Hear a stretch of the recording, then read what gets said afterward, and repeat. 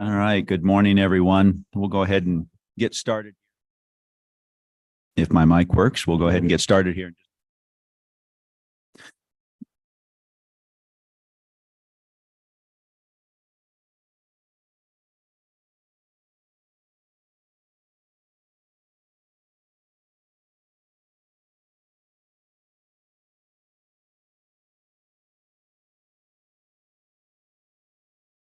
Good morning, everyone. It's about a minute before 8, so let's go ahead and take our seat. We'll get started here in just a second.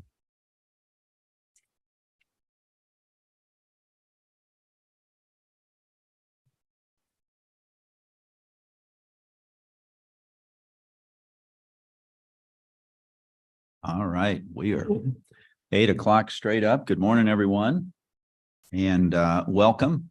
And with that said, I will go ahead and call to order this meeting of the Nevada Board of Wildlife Commissioners for Saturday, August 12th, 2023. And if we could go ahead and stand for the Pledge of Allegiance, and I'll have Commissioner Barnes lead us. I pledge allegiance to the flag of the United States of America, and to the republic for which it stands, one nation, under God, indivisible, with liberty and justice for all. Right. Thank you for that. And Cameron, if I could have you please take a roll. Chairman Caviglia, Vice Chair Rogers, Here. Commissioner Barnes, Here. Commissioner Booth, Here. Commissioner Keel, Here. Commissioner McNinch, Here. Commissioner Walther, Here. Commissioner Wise, Commissioner Young. Here. All right. I think I missed it yesterday morning, but if I could also maybe have those county advisory board members in attendance stand and be recognized.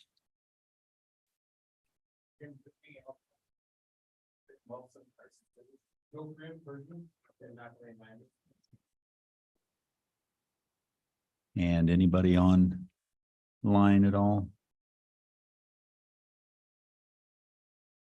All righty. So, excuse me, moving on to our next item here, and this is public comment period. Public comment will be limited to 3 minutes. No action can be taken by the commission at this time. Any item requiring commission action may be scheduled on a future commission agenda. Persons making comment are asked to begin by stating their name for the record. And again, this is informational, so if anybody has any public comment. All right, seeing none. Anybody online? Quiet group this morning. Okay. So we will move on then to the next agenda item, which is the approval of the agenda. The commission will review the agenda and may take action to approve the agenda for August 12, 2023. The commission may remove items from the agenda, continue items for consideration, or take items out of order. Any questions, issues, concerns with today's agenda from anybody? All right, seeing none, we will take that out for public comment as well. Any public comment regarding today's agenda? All right, seeing none, anything on and none online. All right. So bring it back to the commission. So for today's agenda, do I have any other questions or motion or? Yes, Commissioner Keel. Yeah, thank you, Chairman. I'll go ahead and move to approve the agenda as presented. All right. Second. Yeah, all right. So we have a motion for the approval of the agenda today, and it's by Commissioner Keel, second by Commissioner Barnes. All those in favor? Aye. Any opposed? Right. Moving on to the next agenda item. This is Nevada Department of Wildlife project updates. Again, this is informational. The commission has requested the department provide regular project updates for ongoing projects and programs as appropriate based on geography and timing of meetings. These updates are intended to provide additional detail in addition to the summaries provided as part of the regular department activity report and are intended to educate the commission and public as the department's ongoing duties and responsibilities. Good morning. Good morning.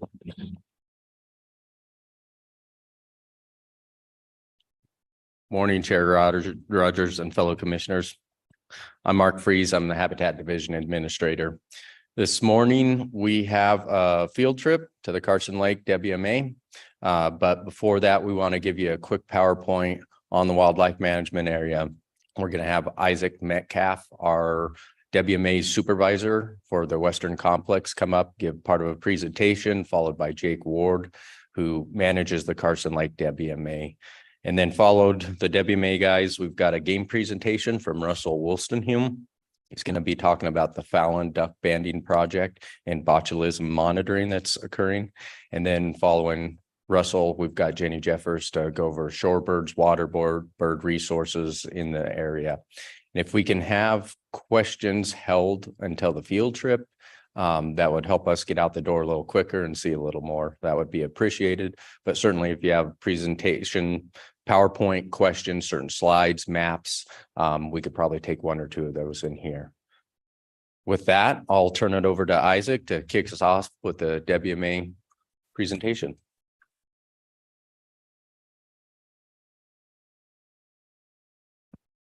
All right. Good morning. I'm Isaac, Wildlife Area Supervisor of the Western Complex.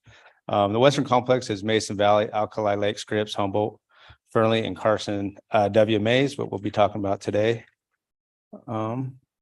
So a quick overview. Am I doing the slides?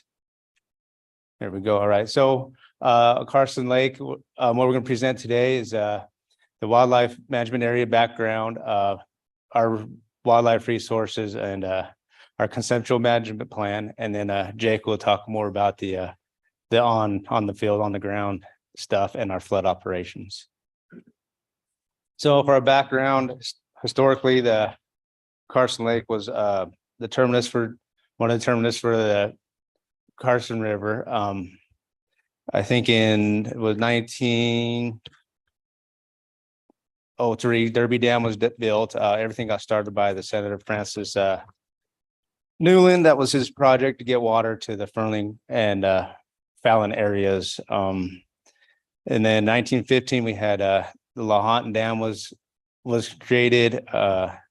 And then in 1919, which was previously the Truckee Carson project by Senator Newlands, is now renamed the Newlands project after him. So in 1930, after the dam, Lahontan Dam was built, all that was reaching Carson Lake was just wastewater and drain waters from the project.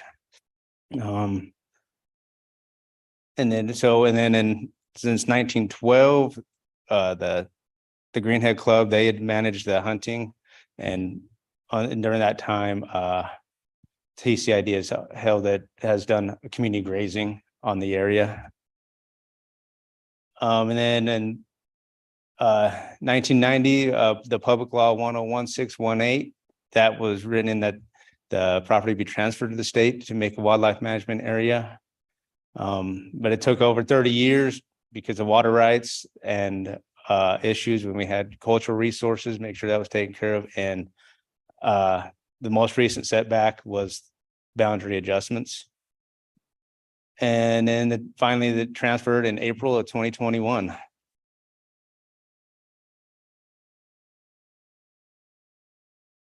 Next.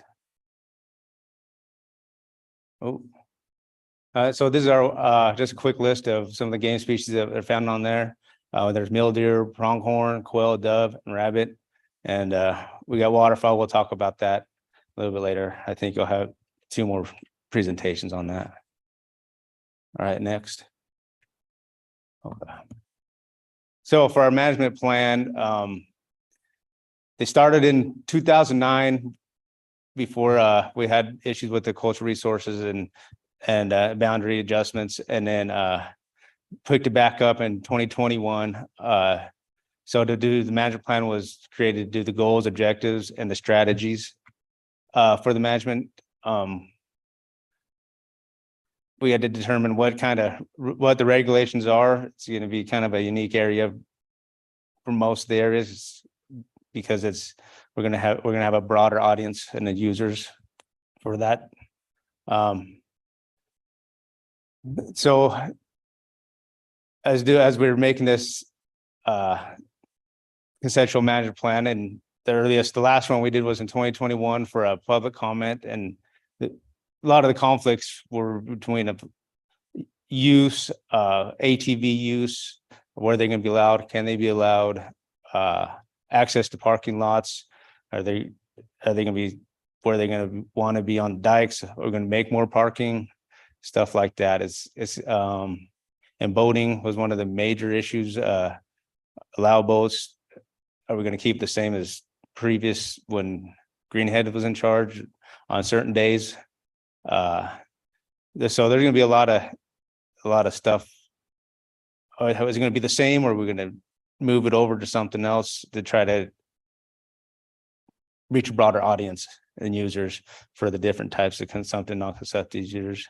One of the big things that was brought up in the public scoping was hunting. Are we going to continue 7 days? Are we going to go to less?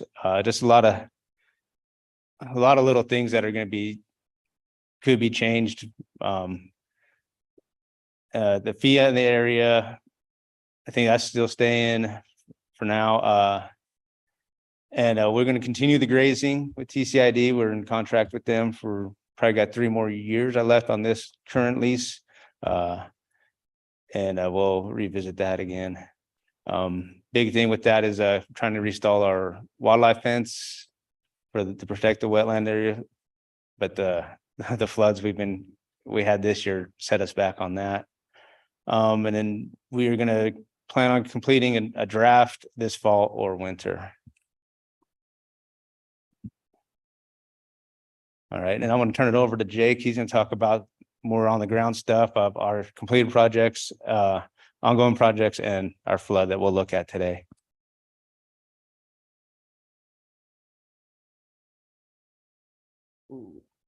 Thank you, Isaac. Again, I am Jake Ward. For the record, I am the technician out at Carson Lake, and I've been out there for about 2.5 years now.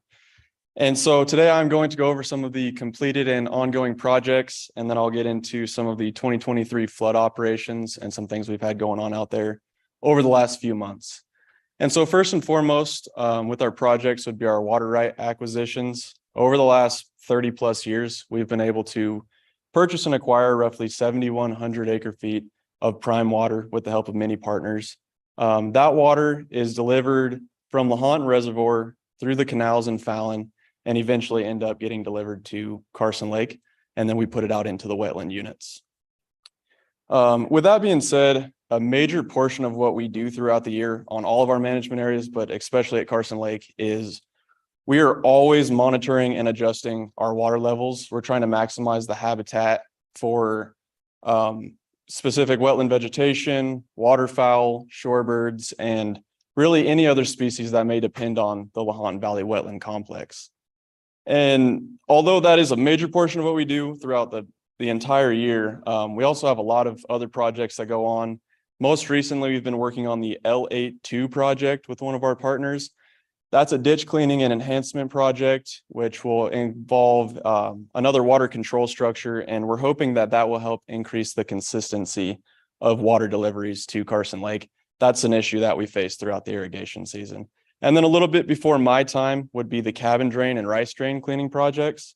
Those two projects together removed some built up sediment in some of our drains and included a couple of new water control structures to help with irrigation purposes. Some other things that we do would be treating noxious weeds. We treat salt cedar, white top, and any other noxious weeds that may be found on the area. And so that it takes place, in the spring and then sometimes in the fall as well. And then something we're always looking to improve is our user experience. We're always looking to strive for better. And so some of the things we've done over the last couple of years have been fixing up some dikes and some roads. I've gone around and cleaned up the bird towers. There's been some excess feces and things over the years that have built up. And so just cleaning that up, trying to make it nicer. We've put in some new signs, some survey boxes. We've cleaned up some of the old signs and repainted them. Another major project that will go on every year into the future is road work. That's something that the roads get beat up in the winter. And so we're always trying to move gravel and fix those up. And then we also created a user map that was on a couple of slides ago on Isaac's presentation. And that has some key features like the observation towers, parking areas, major names of roads and dikes. Just so that way the users can use it, and when they go out there, they can see what's out there, where it is, and just put 1 and 2 together basically when they're on the ground. And then most recently, we have gotten into our botulism monitoring. That has taken place for the last few weeks and will continue into the late summer or early fall, depending on when temperatures start to cool off. And with that, that gets me into the 2023 flood operations. And so with the flood, there's been a couple of key projects that have occurred out there. The first one being the big berm. So this berm, as you can see in the picture, it's pretty large, and in some places it's 2 feet tall, in other places it's 6 feet tall. What they were trying to do is they were setting the top of the berm to the same elevation as Highway 95 South. And so that's a 3920 elevation. So they might have had to go up 2 feet in one area, and like I said, 6 feet in other places. This berm runs from the northeast side of the property at the Big Dig and eventually ties into Pasture Road, which you'll see today. And then it continues on to Highway 95 South. So it's just over 8 miles in length. And it was put in place to protect the local homes, ranches, farms, the Navy base, basically everything on the north side. TCID had some mapping going on with what they projected the flood to look like. And that was, they said they needed to put the berm in place for those purposes. And it served its purpose. Nothing did get flooded, and water did hit the berm in quite a few places as well. And so the next key project would be the new weir. And so in 2017, the Truckee-Carson Irrigation District and the Bureau of Reclamation decided they needed to make emergency releases to make more space in the reservoir for the expected runoff.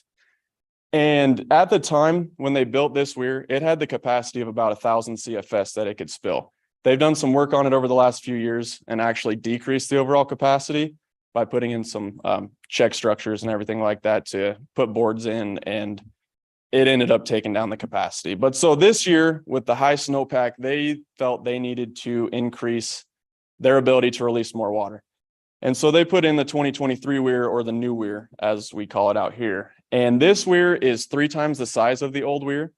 It has 3 bays instead of 1 single bay, and it's just right downstream from the old weir. They're both right there. And it has a maximum capacity of about 1,800 CFS. And so that's significantly more than the old weir. But they can use both weirs. And so they have a total capacity of about 2,500 CFS they can spill out the desert to Carson Lake. And with that being said, the water that you see today, that water is from the old weir. They only ran the new weir for about a week to make sure it worked to the full efficiency that they were looking for. And so all of that water, or at least the majority of that water, is from the 2017 weir. But that infrastructure is in place for the future if they decide they need to use it. And then I included this slide to show you the path that the old weir takes. The new weir follows the same path, but nobody knows what 2,500 CFS could look like across the desert. But so at the top of the screen is the V-line canal. The water is the top left side of the screen. The water leaves the canal, it goes across the desert and passes through Sheckler Reservoir on the outside. And then it crosses through more desert and the bombing range. It hits Highway 95 South, goes through the culverts, and ends up at Carson Lake. So I just put that to show you guys kind of how that works. And then this slide is to show you guys what the units look like at the end of the 2022 irrigation season. So we ran water late summer into fall, and in December, that's what our units look like. And then just a few short months later, this is what it looks like now. And that's from water running from basically March through July through the weir. Well, the beginning of July, I should say. And during our botulism checks, I have measured water depths from 4 to 5.5 feet deep in some of the deepest parts of these units. And that's not typical. That's not what we manage. And so that's much, much deeper than what we're usually looking for. And then we have a short video to show you guys from the flood. This was put together by our conservation education.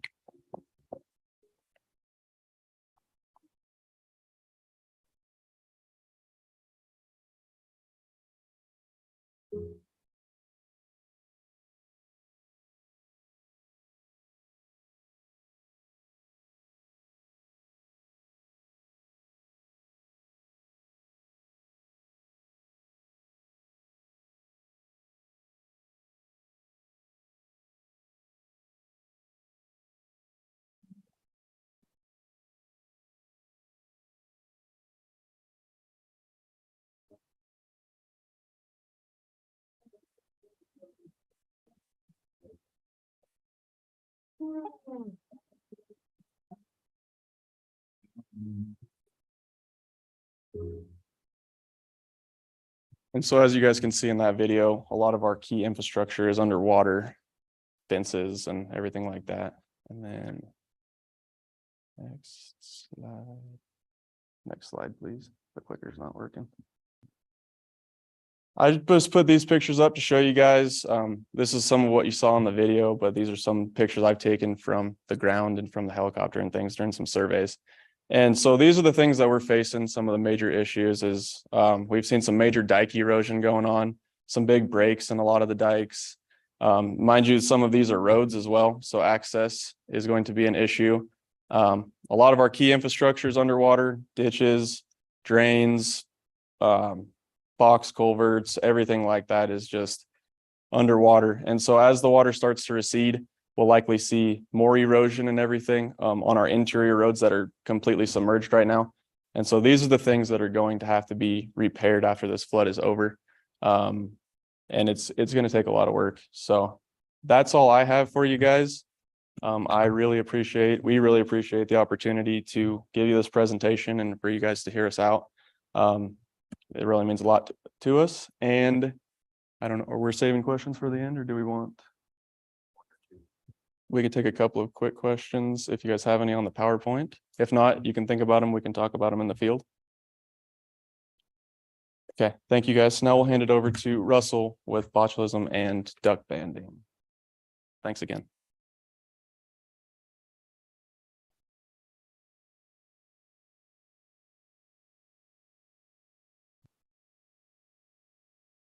Morning, Russell Wilson-Hume, Nevada Department of Wildlife, for the record.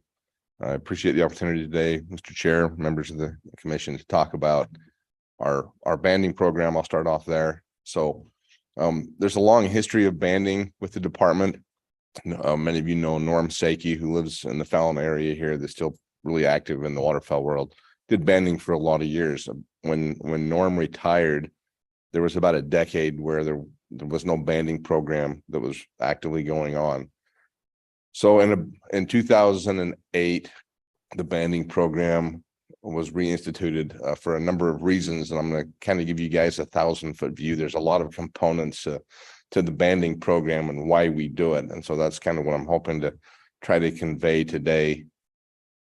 So in the mid-2000s, the Fish and Wildlife Service, in conjunction with the 4 flyways across the United States, started putting together a need for banding data in order to run various models that we have. In the Pacific Flyway, which Nevada is part of, they created what's called the banding needs assessment, and they made a determination based off of what data they needed to put into what's called the Western Mallard model that runs all of our duck management decisions.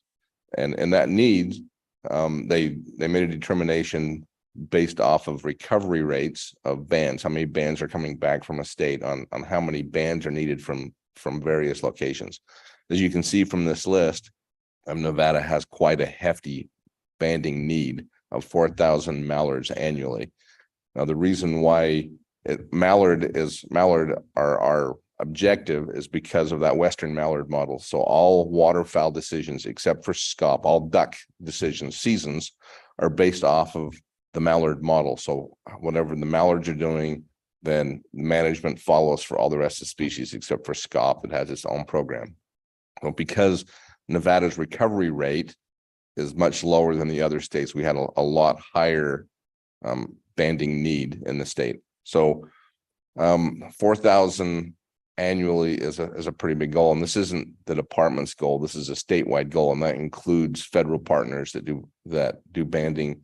So a lot of the refuges have their own banding programs. So the department, within our federal aid grant, have set a goal for ourselves of 40% of the statewide assessment, or 1,600 mallards annually. So all of this mallard data from the banding, as well as survey data, wing beat data, and harvest data, all go into the Western Mallard model to determine the population and set the duck hunting framework. So when you hear me or anyone else talk about the framework. That's the federal guidelines that dictate how our hunting seasons need to be established. So the data from all of this information goes into the model. It's published annually in the Adaptive Harvest Management book that comes out annually. And the strange grid on the bottom right-hand side there is that's an output matrix for the model. So there's 3 management strategies. I guess technically 4. There's a liberal package for hunting, a moderate, a restrictive, and closed. And each one of those is associated with a different framework on daily harvest numbers and season lengths, and it will change for each one. So the goal of the management strategy is to try to not change seasons from year to year. We want to have it consistent over a long term, and to try to keep it in the liberal package as often as we can is the goal from the Fish and Wildlife Service for managing waterfowl. So this is what drives our banding that we do. The majority of it is going on here in the Lahontan Valley, but we do have it going on elsewhere, and I'll talk about that in a minute. So similar to mallard, we also have a banding needs for mourning doves. The flyway also is, and the Fish and Wildlife Service are the primary people involved in the management of mourning doves. So you see that with mourning doves, Nevada's assessment is much, much lighter than the other states. And that's primarily based also on the return rates, but because we have a lot fewer dove hunters in the state, so there's not as much need. States like Arizona, that is possibly the heaviest harvest of mourning doves anywhere in the nation, they have quite a large need there for their banding of mourning doves. Similar to the mallards, within our federal aid grant, the department has set a goal for itself of reaching 80% of the statewide assessment, which would be roughly 390 mourning doves annually. So all of this banding, it's one of the longest and best examples of citizen science, because band returns are essential for this program to work. So when hunters shoot any bird that has a band on it, it's really important that those bands get reported to the USGS through a website that's reportbands.gov, and that information goes back, and that information, as well as the, again, survey data, wing bee data, and harvest data, go into in this case is the Dove Western Management Unit model. The Western Management Unit is pretty similar to the boundaries of the flyway, but they differ slightly, but still most of the 11 Western states, excuse me. So, and just like with the mallards, this goes into an annual report that talks about what the model produces. And there's, in the case of doves, there's 3 management packages. There's a standard, a restrictive, and a closed. And this goes in every year, and we take a look at what the populations are for each of the management units, and that drives the decision making. So that's the reason why we do banding in the state. So our 2 target species are mourning doves and mallard. When we're doing our mallard banding, we will band any duck that we capture in our traps. That's still data that it doesn't necessarily drive a model, but it's information that can come back to the department and provide us information that we wouldn't have otherwise. So we'll band. We hire seasonal banders that do a lot of our banding for us here in the valley. So finally, in our banding program, there's our annual goose roundup. This occurs in the Truckee Meadows, the greater Reno area, and it's actually a function of the U.S. Department of Agriculture, APHIS Wildlife Services, and it's to reduce airstrike hazards of geese flying around the airport area. So the department's involvement is the The Department of Agriculture doesn't have the authority to any longer. They used to, but they've let that lapse of banding birds or moving birds, and the department does. So we step in, help out in the capture, and then we band all the birds and we relocate those around the state to move them out of the Truckee Meadows area and put them in other places of the state. And so that's a program that's been going on for a long time to help move those out. In recent years, for various reasons, first with a human disease, COVID, stopped us from doing it. And the last couple of years, an avian disease of high path avian influenza has kept us from moving birds around the state. So the 1 year in the last 4 that we did that, after 1 year of break from COVID, the number of geese that we moved out of the Reno area more than doubled the long-term average. We'd gone from an average of about 450 geese moved annually to just over 1,000 in 2021.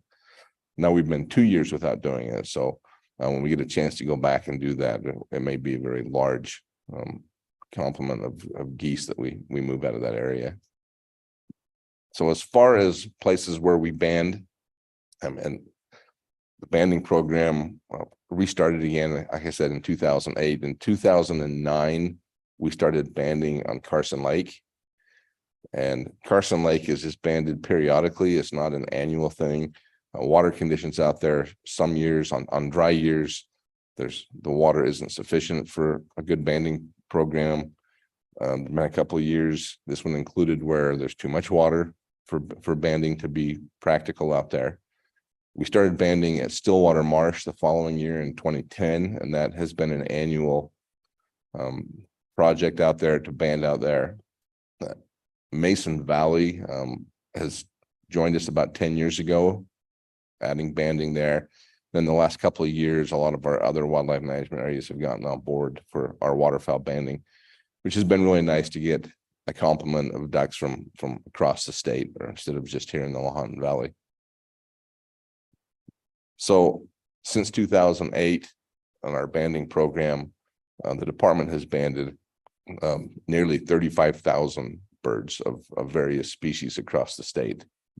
So you can see that there's been a lot of effort and time put into it, and a lot of information has been garnered from this effort and project. And we're really glad that we can have this ongoing project. So at this point, I'm going to change over and talk, switch from banding and talk about avian botulism. So botulism is a bacterial disease that's paralytic in birds, and it's often fatal. It has a pretty low risk to humans and mammals. There are botulism variations that impact mammals, but the type that we're talking about in birds is avian botulism type C, and it doesn't have really a transfer over to mammals. Botulism is ever present. It is in the marsh all the time. It never goes away. What happens is that when the conditions are not good for botulism, it just lies dormant in the soil. And then when conditions become right, then we get botulism blooms. So botulism blooms occur when a number of factors happen. First off is when the water becomes anaerobic, low oxygen in the water. It's a bacteria that doesn't like oxygen. So when water temperatures get warm, then warm water holds less oxygen than cold water does. So that has an impact on the oxygen levels. And then when you have a protein source in the water, a couple of things are going on when you have a protein source. One is that feeds the bacteria, but also it's decomposition of both animal and plant matter. Decomposition consumes oxygen in the decomposition process, and that leads to more of the low oxygen conditions. It's been tied to locations that have a high pH and salinity, which is pretty descriptive of what most of the plies across the state have. It can also be influenced by human activities, by an influx of herbicides and fertilizer, and then fluctuating water levels can impact it. So one of the big things from what Isaac and Jake talked about with Carson Lake, what we're seeing out there, this happened in 2017-18 is when the flood water occurs out there. This year, as Jake indicated, that water's in places it's 4 and 5 feet deep. And when the water's that deep, you don't typically have as much of a problem with botulism because the water's deeper, so it maintains a colder temperature, but also it's too deep of water for most dabbling duck species and shorebirds. They just don't want to be in water that deep. They can't feed in water that deep. So it kind of helps solve the problem. But as those water conditions out there start to recede, the spillway into the outlet from Carson Lake, when they push that water across it, is into a canal called the Big Dig. And the spillway from Carson Lake into the Big Dig is at a higher elevation than the low points in Carson Lake. So as that water starts to evaporate, it will no longer spill into the Big Dig, and then that water's sitting there and it becomes stagnant. And what we saw happen in 2018 is as that water became stagnant, the infrastructure, as Jake showed, has been washed away. The dike system's gone, and then the limited amount of prime water that we have to push through there doesn't allow us to flush that system out and or dry it up because the infrastructure is destroyed. So that's the reason why in 2018 we had a botulism outbreak at Carson Lake after the last flood, and we estimate that there was in excess of 15,000 birds that died in that particular outbreak. And the department spent roughly 3 to 3.5 months of time, 5 days a week out working on that botulism outbreak, including picking up dead birds. I'll talk about ways to stop botulism here in a minute. But I had estimated in my completion report on that botulism outbreak that, not counting staff time in headquarters, just field time, that the department had expended close to $250,000 on that outbreak. So with botulism, there's a cycle that goes on that helps it spread. So when birds start to get the botulism, and a lot of the bottom feeders that are feeding off of various aquatic organisms pick up the botulism in their system, it causes them to die. When they die, then the flies get into them and they get maggots.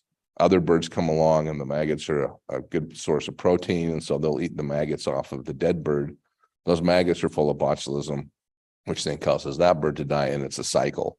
So the more birds that die, the more birds are going to get sick, and so that cycle just continues.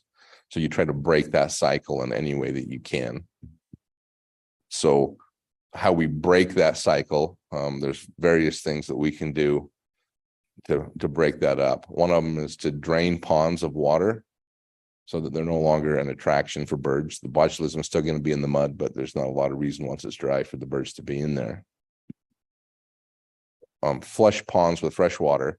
That brings the water temperature back up, adds oxygen to the system, and that can break it up. As I said, with the infrastructure being damaged out at Carson Lake, there's no way to push water. We don't have enough prime water. There's not enough pressure to push all the old water out of that system into the Big Dig drain to refresh the system. But flushing it is the typical way that you would break up the botulism. Another way is to pick up carcasses to help break the maggot cycle. There's been a lot of research put into this. We know that there's that cycle that birds are eating maggots off of dead birds, and it perpetuates it. A lot of that time and effort that we spent in 2018 was picking up birds.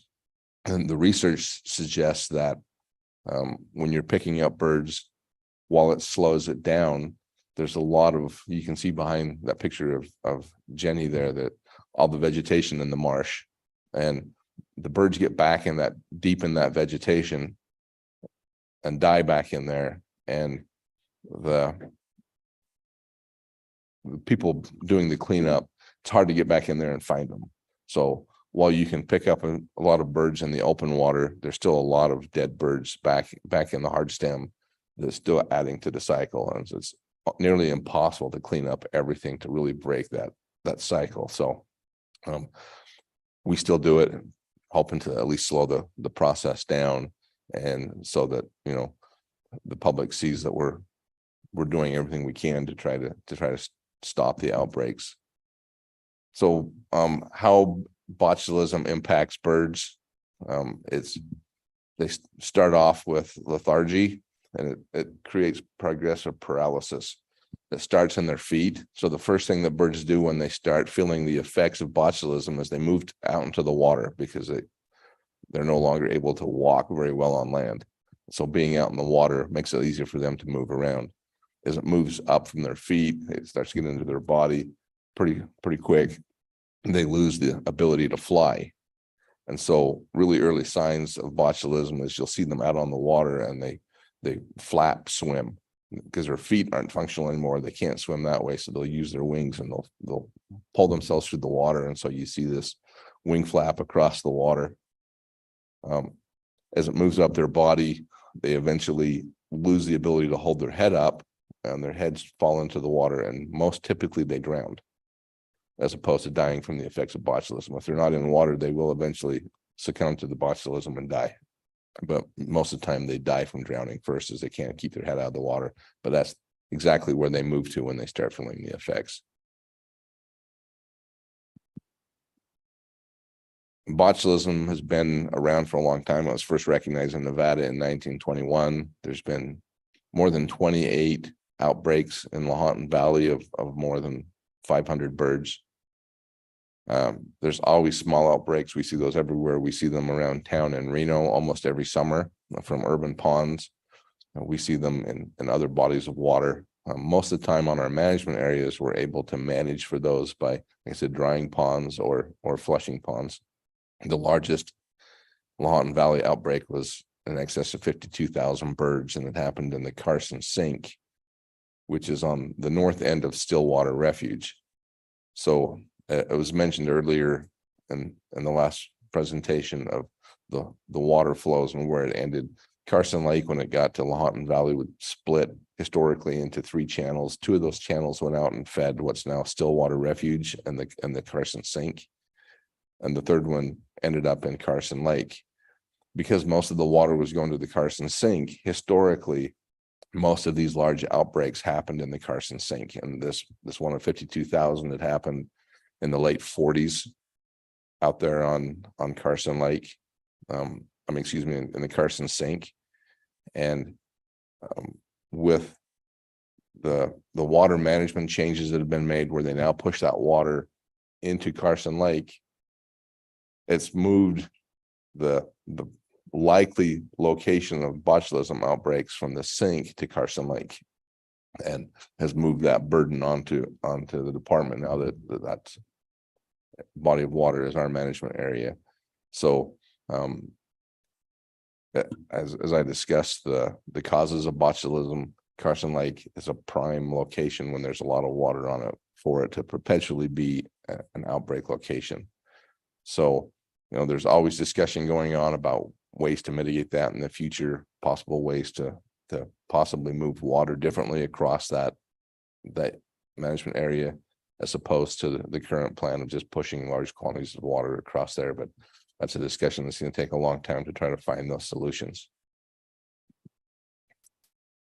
The department has a draft response plan for botulism that we've been putting together, working with various people within the department from the various divisions, including myself and Jenny, folks from Habitat that work within the WMA system, and our wildlife veterinarians been part of this process.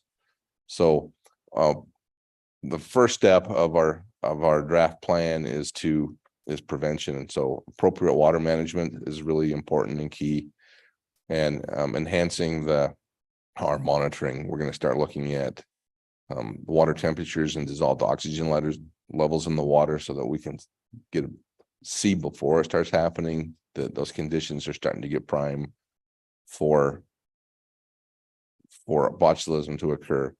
In 2018, the department purchased some coffer dams.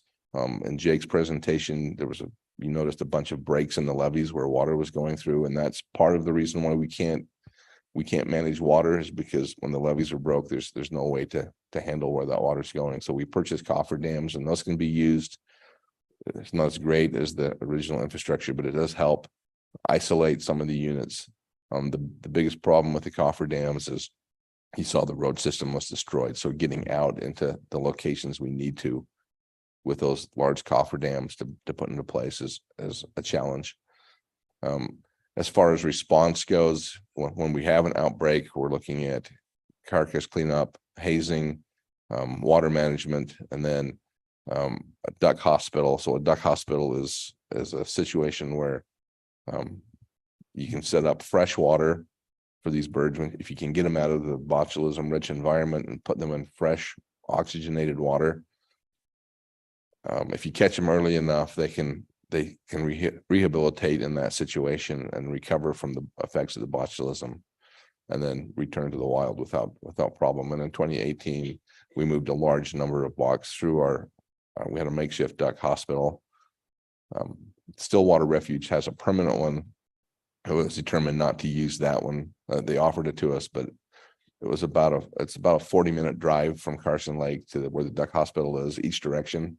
And the number of ducks we had, 2 to 4 airboats, depending on the day, daily picking up sick birds and removing the dead birds during that operation. And they were coming in waves, and to have people running ducks and shorebirds on 40 minutes each direction just doesn't seem feasible for the number of birds we had coming in. So we set up a makeshift hospital at Carson Lake where we could provide fresh water, and our vet at that time provided a lot of medical treatment out there to help rehabilitate those birds. So that's what our botulism plan is going forward.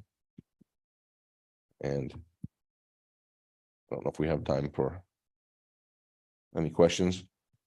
If you have any, if not, I can also answer them out on the tour out at Carson Lake. Yes, Commissioner McNinch. Thank you. So Russell, I mean, I didn't realize that you could rehab these birds at a certain point. So it's not necessarily 100% fatal. Correct. And if they're too far gone, I mean, there's a point where they reach where, and usually it's when those effects have reached clear up into their neck and they can no longer hold their head up.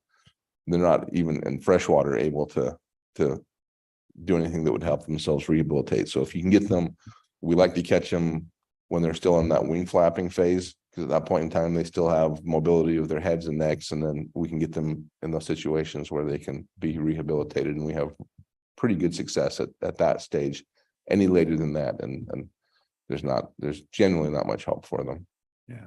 So I know when it hits humans, it's, without intubation, they're in trouble. Yeah. They're probably going to die. So I didn't I didn't realize that pushing buttons over here. Any other questions? Comments? Thank you. All right, thank you. I'll turn the time over to Jenny.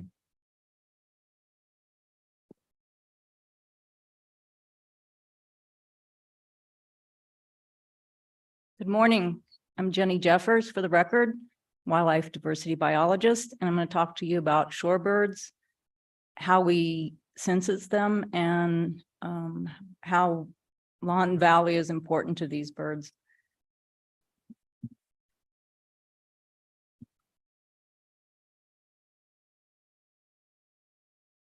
Many shorebirds are dependent on water, and they're migratory.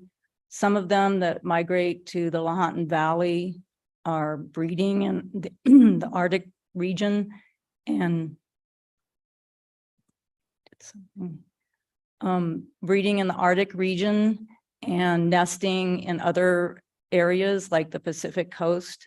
They're traveling up to 10,000 miles to nesting to the wintering grounds. More than 30 species of birds migrate along the Pacific Flyway and depend on these key water sites in which to rest and refuel. These are 11 priority species. They're based on frequency and occurrence, and we can use these birds' habitat needs to guide some management practices. Shorebird surveys have been conducted in the Lahontan Valley from 1986 to the present day. We can use these large data sets to guide population trends. And we are looking at population trends not only in the Lahontan Valley, but also along the Pacific Flyway and the Great Basin. Shorebird surveys and managed wetlands are best done by airboat because you have better visibility. The birds are rafting out in the middle or they're hiding behind vegetation.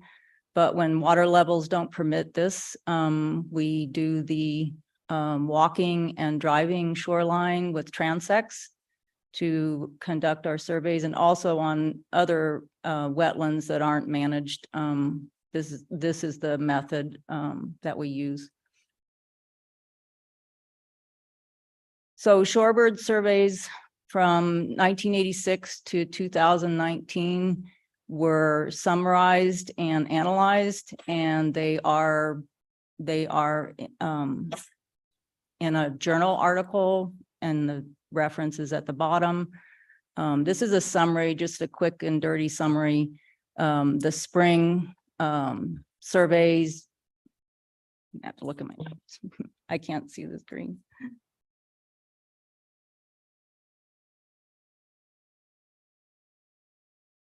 Okay, so the summary, just the quick and dirty summary, is almost 2 million birds were censused during the 32 years.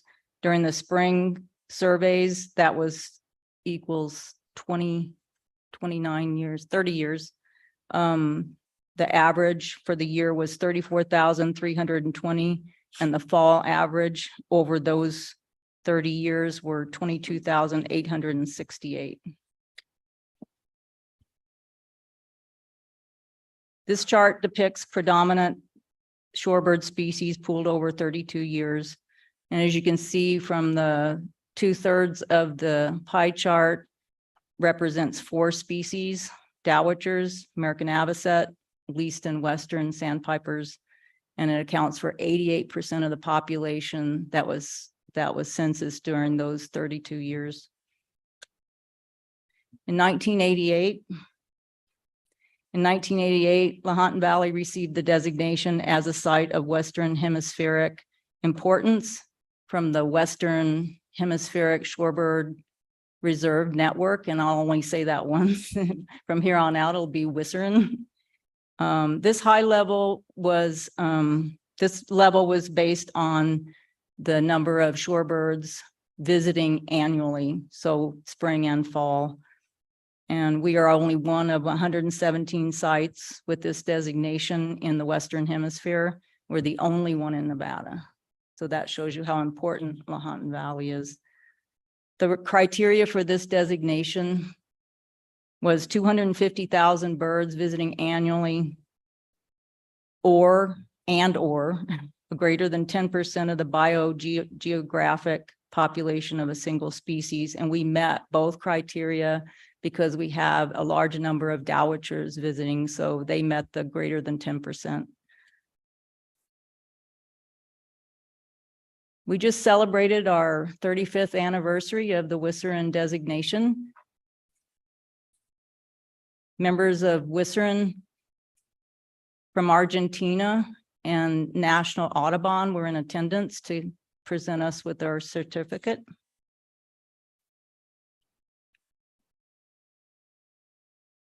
Recently, Endow has partnered with Point Blue Conservation and National Audubon to assist with shorebird surveys in Nevada at historic sites. There was over 200 sites across 11 Western states. On the map, you can see all the Western states were represented, but Nevada has the most historic sites with 58.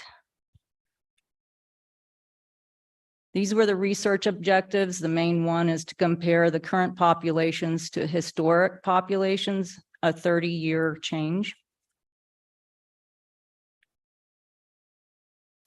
And these are the results of the spring survey that we recently conducted. We had 12,300 shorebirds counted over the whole state, which is very low. But Point Blue Conservation said that it was low over the whole western United States. So it's not unusual because we had so much water, birds were spread out, and they weren't always in the historic sites. So they were in playas that haven't had water in 10 or 12 years. And so I think we still have, you know, a decent population in the western United States, but they were just spread out. We used 12 NDOW staff and 61 volunteers and partners to conduct our surveys, and we surveyed 46 of our 58 sites, so we got it pretty covered. This is Carson Lake in June from the helicopter. I'm not going to go over flood slides again, but I just wanted to point out something that Russell and Jake pointed out, that most of the water out there is like 4 or 5 feet deep, and shorebirds can't forage in that. They forage in an optimum depth of 4 inches. So we did see them using flooded pastures when we were out there on Tuesday. So that's a little bit of a good news. This map shows the floodwaters, Carson Lake, surface area acres, and the red is the flood area, and the purple is our managed water units. If we had water in all of them, which we very seldom do, the difference in these two is 12,000 surface acres that the flood is covering right now. So these are the challenges. Decades of drought in the West have diminished some of the key water sites that these shorebirds use. And if only one is lost, it could mean serious trouble for a population. And the challenges remain for water managers, especially during drought years, is to receive and to deliver enough prime water to wetlands.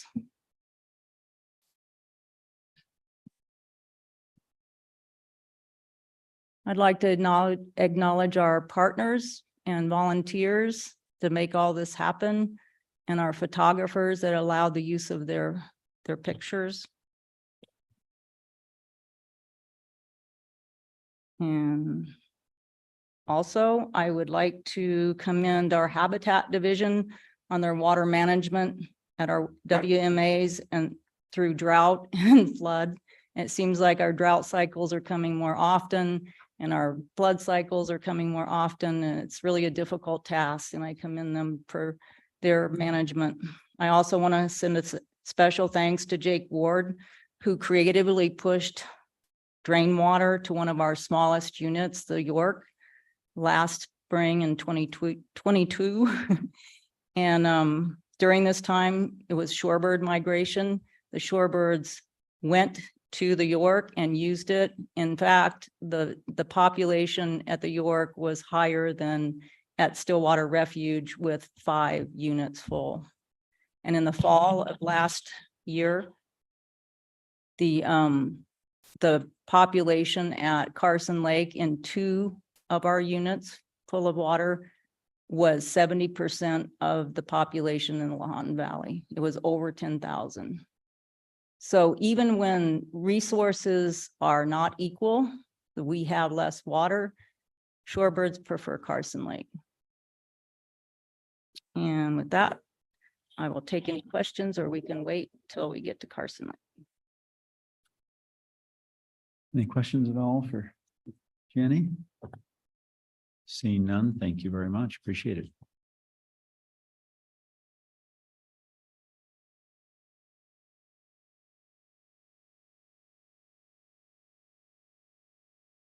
Mark Freeze, Habitat Division Administrator. So with that, that concludes our morning presentation. From here, I think we should probably plan on a 15-minute break. We have 2 porta potties out at the site, but I think people will be happier using them here. So maybe about 9:15, we could meet in the parking lot, consolidate rigs, get as many people in vehicles as we can. And then we'll head out about 9:15. The destination's out on Carson Lake. We're going to go through Greenhead Club out to where they launch the airboats. I think if you get lost between here and there, just meet us at Greenhead and we'll plan on picking up everybody. But the plan is to head south on 95, take a left on Bernie Road, and then a right on Pasture Road. We hope to stay out there till about 10:45 and then make our way into the Fallon office, show you guys the new Fallon office, and then break for lunch. So we'll see everybody in the parking lot in 15 minutes. Yes, outstanding. Yes, we'll be in recess and then we'll start up again sharp at 1 o'clock. So we'll be in recess till 1. Thank you.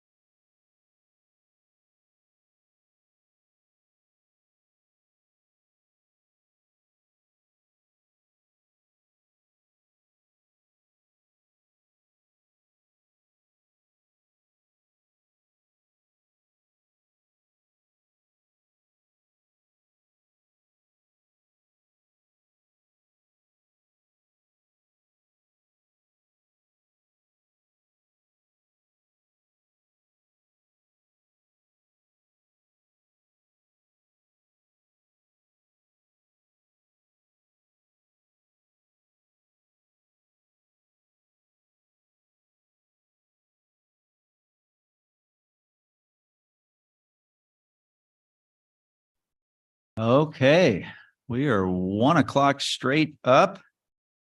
Hope everybody is ready to go. So we will reconvene here and get going again. I would like, before we get started, just for the record, to note that Commissioner Wise has joined us. And then also we are moving on with agenda item number 20. And this is member announcements or member item announcements and correspondence. Informational. Commissioners may present emergent items. No action may be taken by the commission. Any item requiring commission action may be scheduled on a future commission agenda.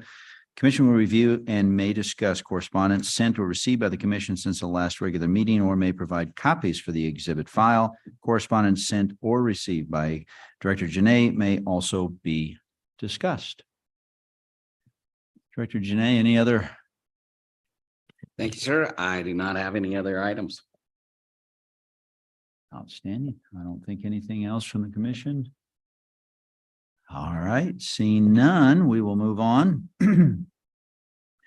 Next item is the county advisory boards to manage wildlife. Again, this is informational. County advisory boards to manage wildlife members may present emergent items. No action may be taken by the commission. Any item requiring commission action will be scheduled on a future commission agenda. So are there any cabs with any emergent items? None in the room. How about online? All right. So we will move on to the next item, which is Commission Policy 23, Predation Management. This is for possible action. Third reading, administrative procedures, regulations, and policies. Committee Chair, Commissioner McNinch, and Deputy Director Mike Scott. The committee will review Commission Policy 23 and may make any necessary changes, and may decide to repeal, revise, or adopt the policy.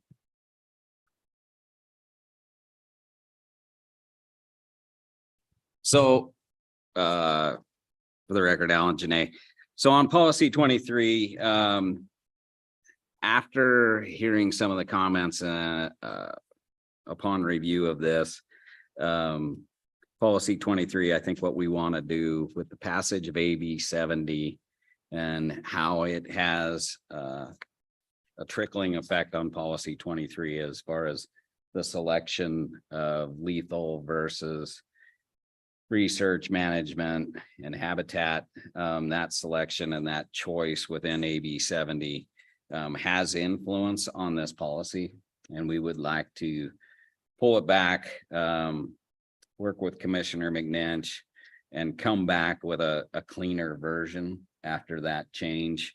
Initially, we thought in looking at it that we could do some slight wordsmithing and get it across the line, but as we started digging deeper into it, it's probably best to just make it really clean and pull it back and do some more substantial edits, and keep it in this predator management, keep the policy as predator management. But you can anticipate, if you look at some of the sections as far as the predation management plan and report procedures, with the other selection of management, research, and habitat, is now, what does this look like? And I think it's best to keep it clean as a procedure around predation management in guiding the agency, and we can help draft a copy that makes that very distinct. And then we'll have to figure out how to handle the other piece of the $3 fee, which is, how the commission would like to set up the process to allocate those funds as they are realized.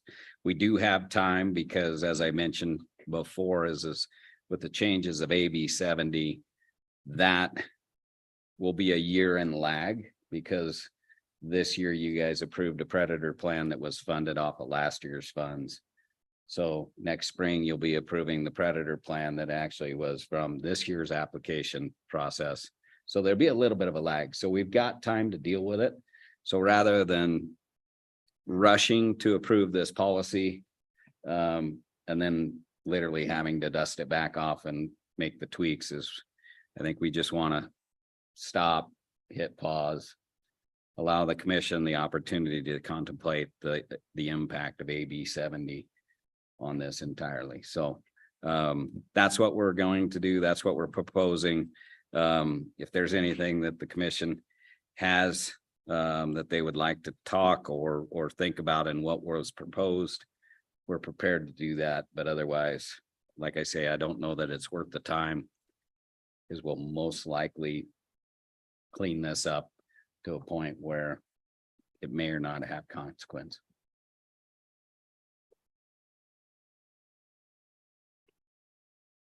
Okay, given that information, any of the commissioners have any questions relating to that, concerns? Comments? Yes, Commissioner Wise. I guess I just had one question. We won't have to dive in too far because that all makes sense to me. But I noticed on the second page, where you've kind of eliminated the options A, B, C, and D and replaced them with the two options. That the language there and the language at the beginning, you had removed on the second page, the conducting research necessary to determine successful techniques for managing and controlling predatory wildlife. But the first paragraph on the first page, that language is still included. And so more a question of whether or not that was still viable, a viable use of funds, than just where it is in the policy. But I'd like to hear your thoughts on that. Yes, thank you, Commissioner Wise. So on the second page where you see all the red line language, and then the blue addition, that is straight from the bill. So that's what NRS 502.2531 will look like, which was why it was lined out like that on page 2. But I did leave it on the first page just because research was an authorized purpose in the bill. And I mean, that's still up for contemplation. Like if we were to make this policy specific to predation management, maybe that's something that will come out and be discussed as a possibility with that second pot of funding. But as far as the changes I made to this policy for this meeting, before the further contemplation was just strictly to update what the bill language had done. And so that's the reason it's lined out on the second page, is just strictly to match exactly what the bill had. Although you can still see that research was part of it in letter B, which is why I left it in that first paragraph. But that's not to say that couldn't change again. Okay, no, great, thank you. All right, any other questions, comments, concerns from the commission? All right, knowing this is an action item, is this, even though what's been proposed, is this something that we need to send out for public comment, or we can direct? Yeah, just go ahead. Yes. Sure. So yeah, with that said, I would ask and see if there's any public comment here in the room regarding Commission Policy 23 and what's been discussed today. All right, seeing none. How about online, Cameron? Seeing none. Okay, bring it back to the commission. Any other items? Is this, given that it's an action item, is this something we need to make a motion on, or something that we can just? Yeah, you can just move on to the next agenda item if you haven't taken any action on it. Okay, easy enough. So we will do that. We will move on to the next agenda item, and appreciate the comments on regarding Commission Policy 23. Next item here is Commission Policy 24, hunting opportunities for possible action among hunting opportunities among various weapon classes and hunter groups. First reading, Deputy Director Mike Scott. The commission will have a first reading of Commission Policy 24, hunting opportunities among various weapon classes and hunter groups. May make any necessary changes and may advance the policy to a second reading. Thank you, Vice Chairman Rogers. You can see in front of you, the policy was updated based off of what the commission had decided as far as demand success changes. That was the only thing done to this policy. It is the first reading, so no matter what you guys decide today, it will have to be moved to a second reading before any adoption can take place. And then I'll leave the rest up to Deputy Director Mike Scott. Good afternoon, Chairman Rogers today, members of the commission, Deputy Director Mike Scott. So as Kaylee said, we did make some changes to demand success based on the direction that was provided from the TAC committee and then supported by the commission. We probably need to make some adjustments to what we want to do. I guess the numbers that we gave you were probably not as correct as we would like. There was some information that was collected inside the application numbers that inflated the muzzleloader success. Based on the last 4 years, what it appears is that muzzleloader, let me back up. Any legal weapon is about 84% of the application. So the demand for any legal weapon is about 84%. Now that's on average. Muzzleloader is about 6% and archery is about 10%. And it varies, but looking at those averages over those 4 years, that's about what it would be roughly.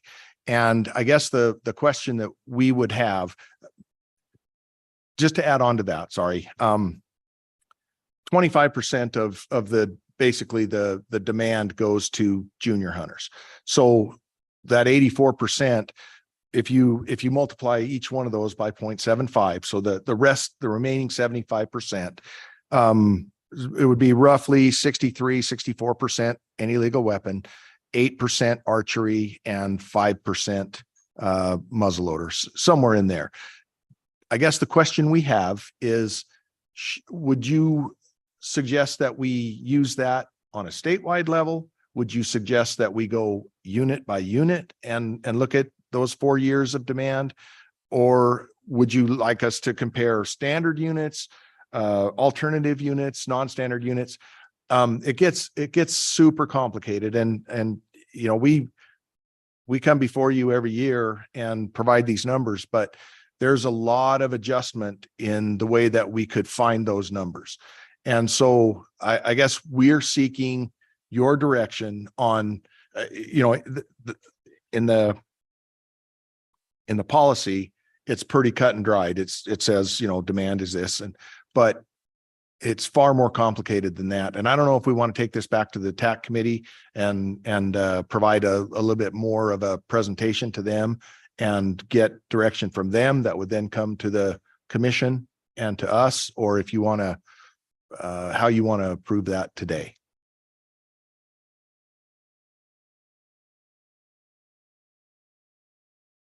You gave us a lot to think about after lunch. Yeah. And, you know, between Game Chief Espinoza and, you know, his staff specialists, like I said, this gets so complex. Yeah. And it does make a big difference. And if you'll recall this year at the quota meeting in May, there were a number of cabs that recommended increases in both archery and muzzleloader tags. And we generally don't see that, but with low numbers of tags, several of the cabs recommended increases. And, you know, we realize that success rates are a lot lower for primitive weapons. And we could actually come to you with a fixed demand. It's just how we apply it. You know, we could use a 3-year average, a 5-year average, but do we do it on each hunt unit because it varies, or do we do it on a statewide level, or do we do it, you know, somewhere in between? And I think we probably should provide a presentation to you and show you how that changes the numbers and allow, I guess I would say we should take that to the TAC committee and then have the TAC committee make a recommendation from there. Yes, I tend to agree with that. I think just given, as you mentioned, the complexities of everything and the different directions that we could possibly go, whether it's statewide, unit by unit, whatever's decided, there's a lot of factors that go into that. Today, currently, it's on a statewide basis. Yes. Okay. Any thoughts from the commission? Concerns? Commissioner Wise? I just wanted to say that I support the idea of getting a lot more information in front of me, especially for me. This is not something that I'm overly familiar with, so getting that feedback would be great to help inform where we should be going from here. Okay. With respect to the policy as it's written, it's good, but it's how we apply that policy that we need some direction on.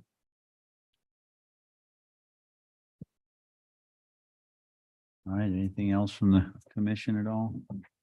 Yes, Commissioner Wise?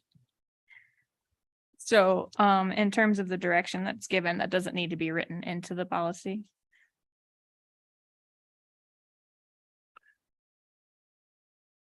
We could add it. I think it would provide more detail, but I don't want to do that without the TAC committee. And they could provide some changes or they could leave it as is. Okay.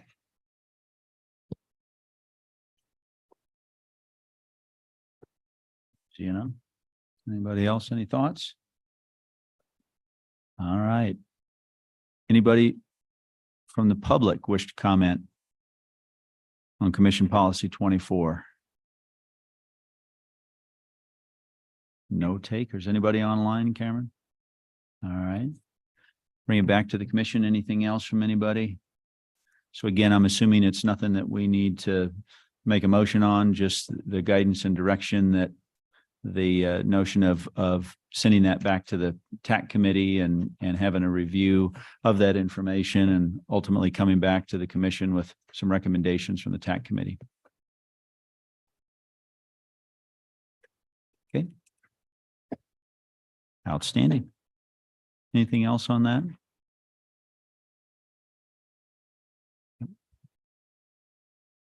All right, we will move on. So thank you for that. We will move on to the next item, which is Commission Policy 64 for possible action. This is designation of wildlife management areas, first reading. Director Janae and Habitat Division Administrator Mark Fries. The commission will have a first reading of Commission Policy 65, designation of wildlife management areas. May make any necessary changes and may advance the policy to a second reading.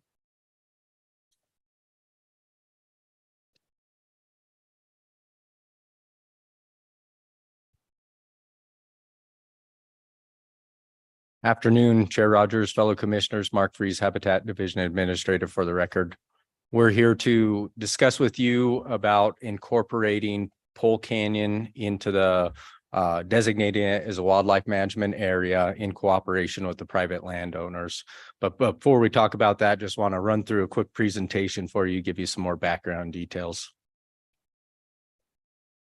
So Pole Canyon, it's in the East Humboldt Range.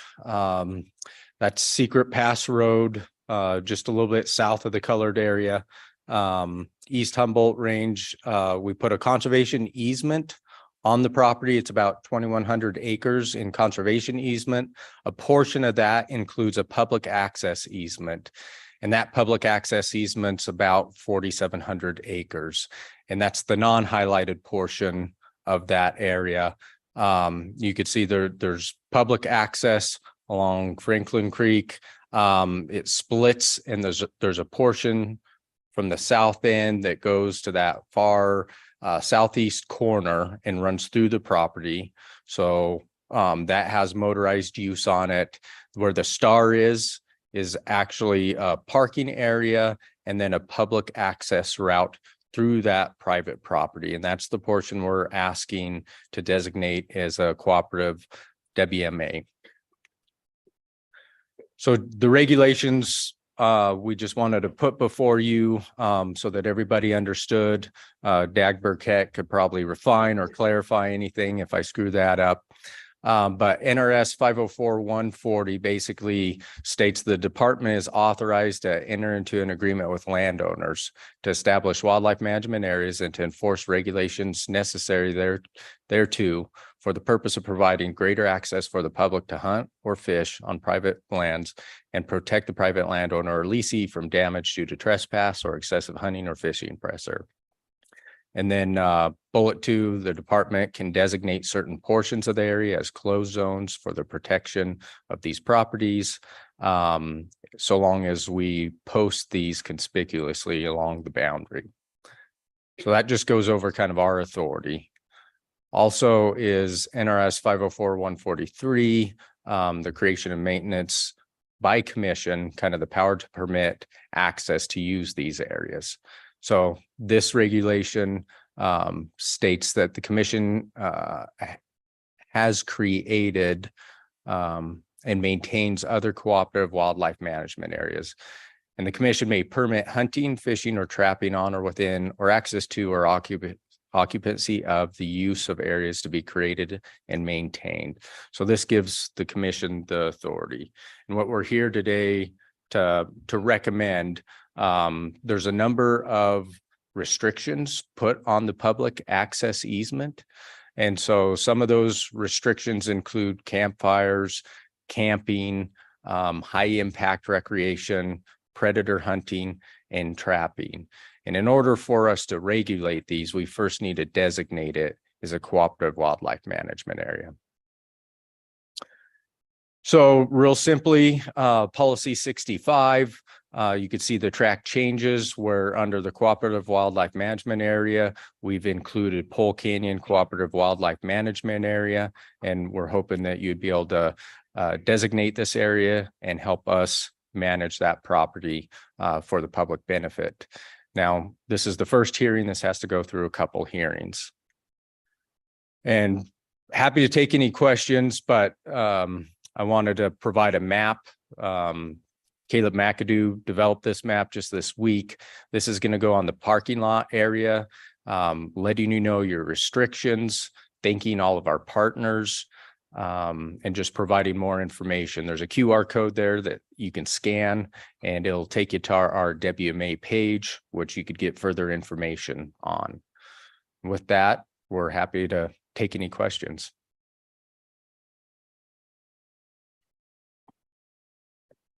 Okay, any questions from the commission? Commissioner Keel?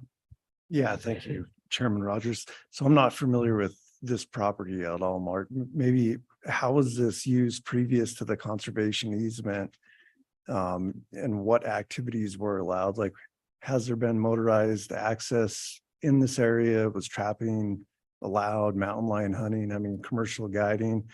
Are those currently going to be viewed as a take now if this goes in place? I will defer to Caleb McAdoo, our Eastern Region Supervising Biologist. He worked intimately, knows the land, what it was used for previously. So I'll step aside, invite him up to answer that question. Sure, thank you. Good afternoon, Chair Rogers and members of the commission. Commissioner Keel, thanks for the question. So kind of historic use of the ranch. This was a conglomeration of about 24,000 acres owned by the Sorensen family. This Pole Canyon portion sold a few years ago to a investment company out of Oregon. During that sale, management changed. Traditionally, they ran domestic sheep and livestock across the area.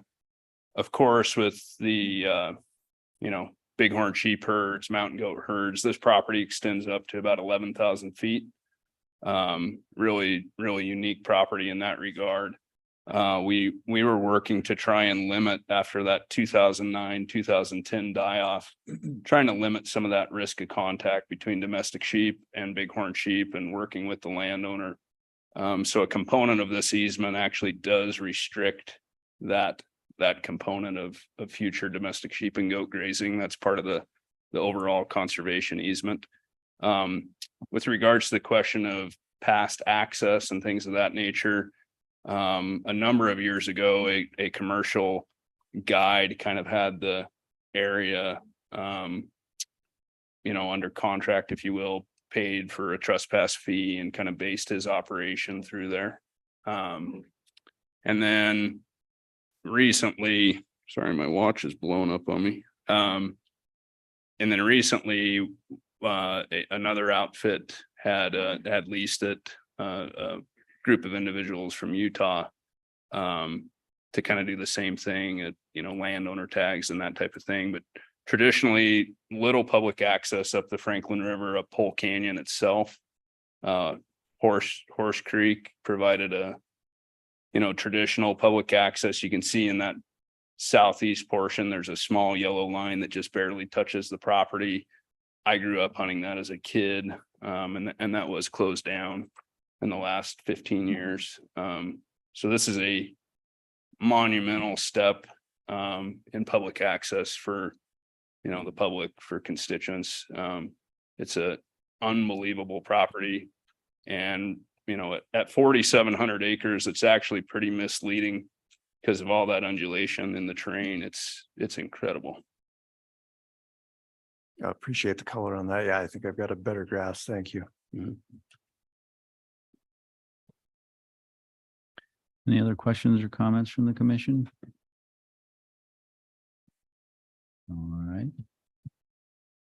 Seeing none, we'll take it out for any public comment.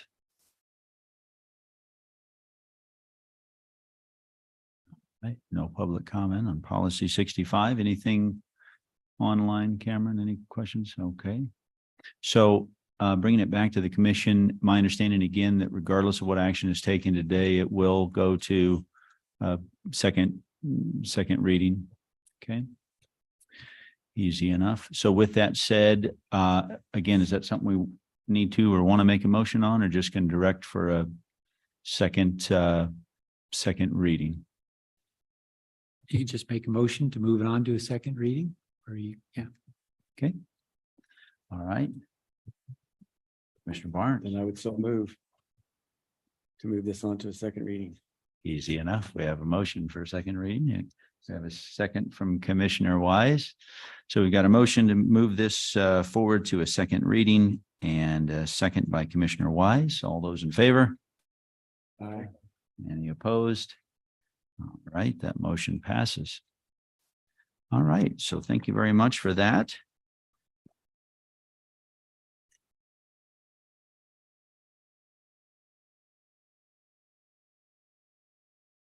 All right, so moving on, next item on our agenda is future commission meetings and commission committee assignments. This is for possible actions. Director Janae and Chair Caviglia, who's not here today. But the next commission meeting is scheduled for September 22 and 23 of 2023 in Las Vegas. The commission will review and discuss potential agenda items for the meeting. The commission may change the date, time, and meeting location at this time. The chair may designate and adjust committee assignments and add or dissolve committees as necessary at this time. Any anticipated committee meetings that may occur prior to the next commission meeting may be discussed. So Director Janae. You betcha. Thank you. For the record, Alan Janae.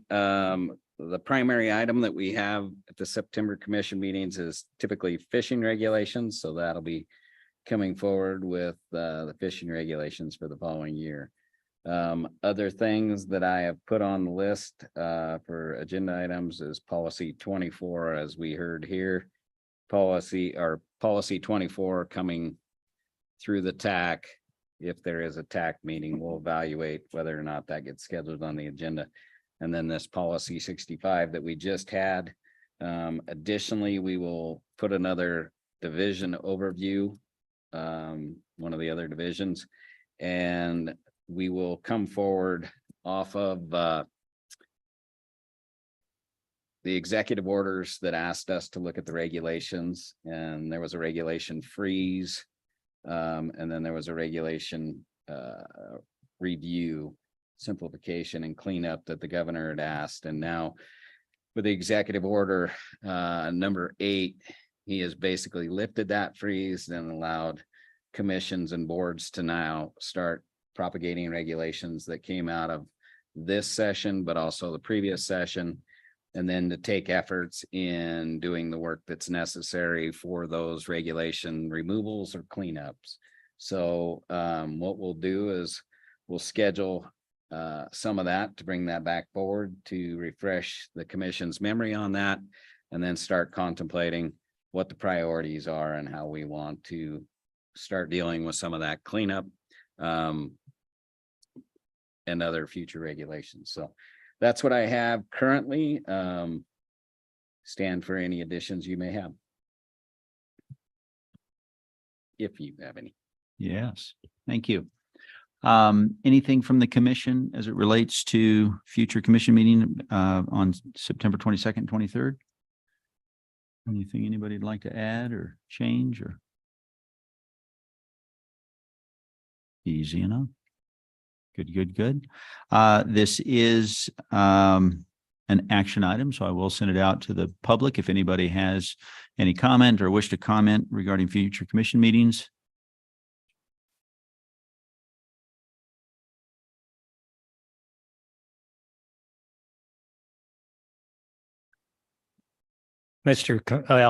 Excuse me. Jim Cooney, Elko Cab, for the members of the commission and for the director. I would like to request an action item with regards to the wine cup gamble issue as this thing moves forward. Thank you. Thank you, Mr. Cooney.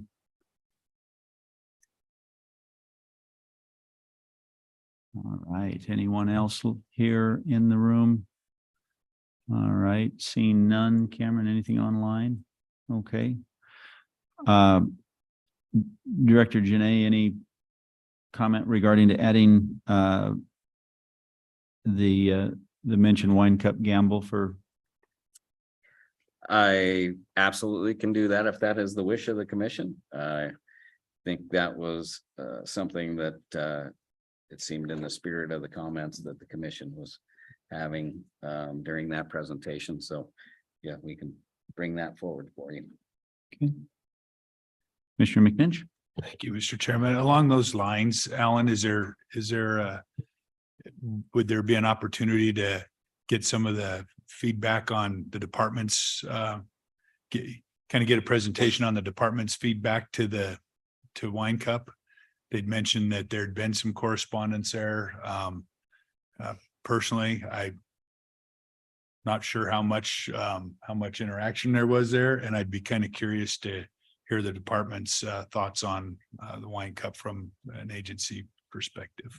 Yeah, so at that meeting, we can give you an overview of our correspondence and how we've interacted with them, but also where we're at that time with our evaluation of their proposal and what our feedback or analysis of their proposal is. Yeah, I appreciate that. I mean, 2 meetings from now, our next 2 meetings, September and November, it'll be the end of January before we get another shot at, doing position papers or resolutions or whatever we might, whether that's an agreement or disagreement or trying to have conversation. That's not a lot in the next 6 months. That's a pretty short period of time. So thanks.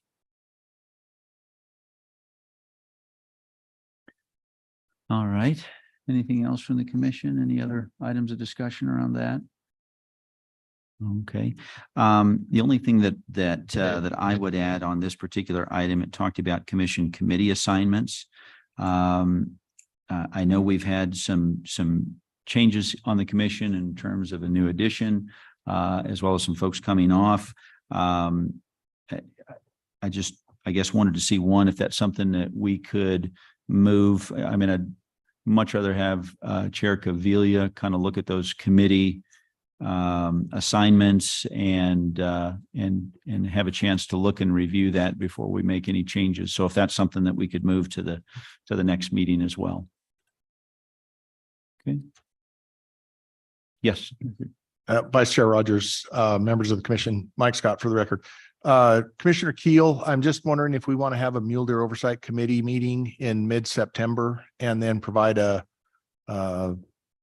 report to the commission. I think a lot of the subcommittees are meeting and coming up with proposals. I think we could have a meeting in about a month, and the project proposals that come in, we could evaluate those and start moving on those. Yeah, I think that would certainly be warranted, especially with the workshop that's going to take place next Thursday, Friday, Saturday. There'll be a lot of discussion that might change the direction of what we're doing as a committee based on, what takes place next week. So I think that's certainly worthwhile.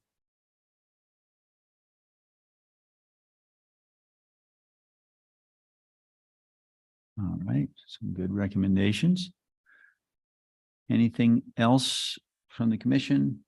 Comments? Anybody want to attempt to make a motion on what we want to do for this particular item?